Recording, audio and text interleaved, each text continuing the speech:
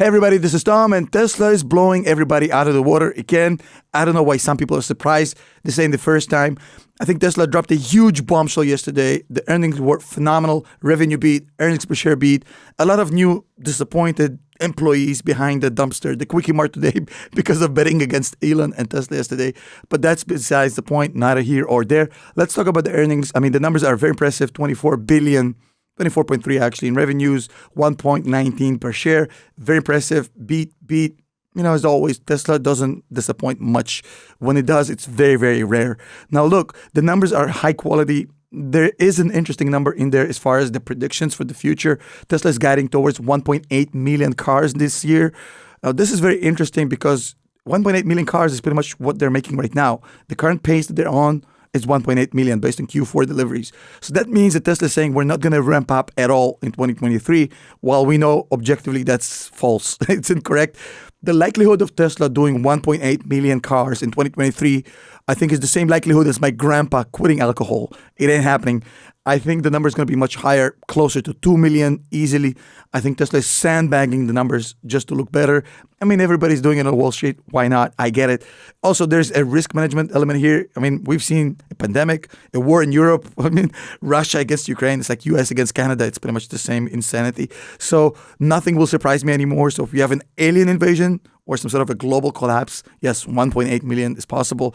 But besides that, I think they're sandbagging and they're going to do I probably think they're going to do 2.1, 2.2 million just in 2023. You know, you can replay this video in a year and either embarrass me or say, hey, Tom, you called it correctly. In either case, I'll be fine. Don't worry about it. Now, look, more importantly, a lot of nitpicking is going on right now in mainstream media about the margins. So Tesla has reduced prices. All the short sellers and bears were ecstatic. They all jizzed in their pants, basically saying, oh, yes. But the problem is that despite dropping the prices, the margins are still great, despite what they're telling you on TV.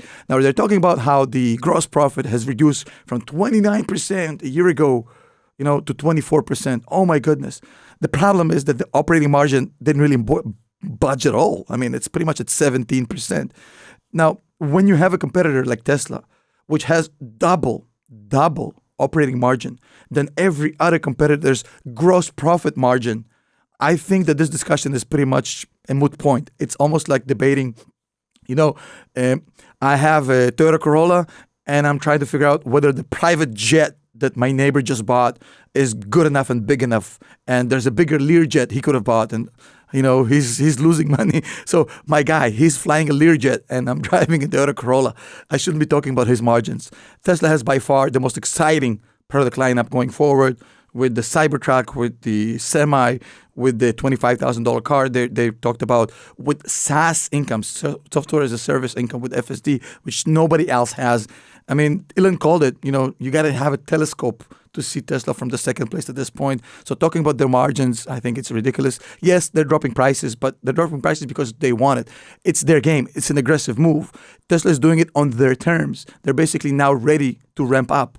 And because they're ready to ramp up, they'll sell you the car for cheap so you can actually sell more units. They didn't have any interest in selling more units before because they couldn't procure enough materials at a decent price and couldn't just build enough of them, not enough factory ramp up. Now the factories are working at a higher pace. Each unit cost is now lower because of that ramp up.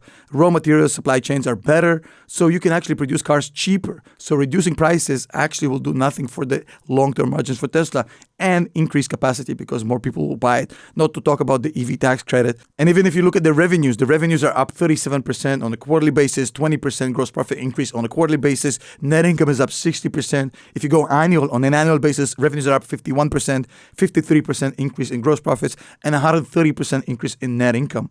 Balance sheet is incredibly strong with $22 billion in cash, virtually no debt. So the company is doing better than ever. However, two things I want to mention here. Number one, this stock is still exposed to the risks. It's exposed to the elements. We don't know how market forces will interact with the stock because if the Fed decides to hammer the economy even further, Tesla is going to get wet and is going to get hurt. So the market forces can take the stock down significantly from this point, and it's not something that cannot happen. But it absolutely has nothing to do with Tesla. If it happens, it happens. But in the long term, Tesla is doing better than ever. Now, the second point I want to mention here is the buybacks. I was really interesting to see if Elon Musk will talk about the buybacks. He didn't directly mention buybacks, but two things happened. Number one, he said about we're going into recession year.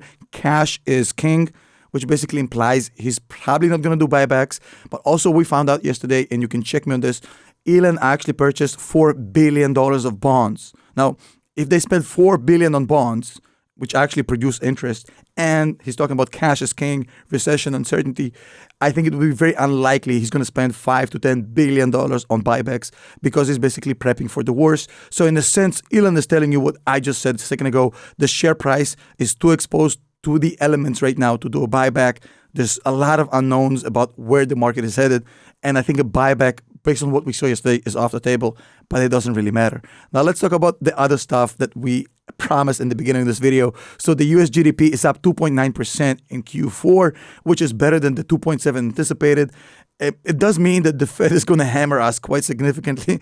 Next time, everybody now knows it promises us a 25% increase, 0.25, and another 0.25 after that. So this 2.9 GDP increase is nice, but it pretty much guarantees another 0.5% of increase by the Fed, which is going to be painful. It's not like we can ignore it. Some people are also talking about Google. Google announced they're firing employees. We know this, but out of the 1,800 employees they're firing in California, get this, they're firing 27 massage therapists. Now, I don't know why you need 27 massage therapists. I mean, you can have one or two or three or five. Why did they need 27 massage therapists? It feels like there's a little bit of slack there. Elon is also talking about selling $3 billion of Twitter shares to fund the debt. Guess what? It's a private company. He gets to do that. That's the beauty of having a private company. It does nothing to the share price. And I don't think he's going to have a problem finding investors because, look, everybody wants to be a shareholder in an Elon Musk company for the network. He's going to easily fund that. Not a lot of concerns.